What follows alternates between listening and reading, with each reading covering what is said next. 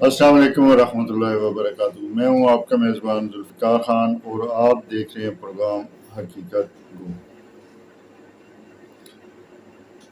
آج بات کرتے ہیں کہ سیاست میں غیر شائستہ زبان کب استعمال ہونا شروع ہوئی اور اس کو عروج دینے والے کون تھے۔ شاید میرا آج کا یہ پروگرام آپ کو اچھا نہ لگے کیونکہ کچھ باتیں تھوڑی غیر شائستہ ہیں، اس کے لیے میں آپ سے پیش کی دلی معذرت کرتا ہوں۔ لیکن جو بار بار کہتے ہیں کہ فلاں نے سیاست کو گندا کر دیا، فلاں نے سیاست کو گندا کر دیا، تو تاریخی جھونکوں میں جا کے جانتے ہیں کہ آغاز کب، کہاں اور کس نے کیا۔ ہمارے ہر دل عزیز لیڈر جناب ذوالفقار علی بھٹو عوامی جلسوں میں نوابزادہ نصر اللہ خان کو حقہ ٹوپی، اصغر خان کو آلو اور ایئر مارشل نور خان کو ٹماٹر کہہ کر پکارتے تھے۔ مفتی محمود کو وہ جو کہتے تھے وہ میں یہاں نہیں بیان کر سکتا۔ السلام علیکم ورحمۃ اللہ وبرکاتہ۔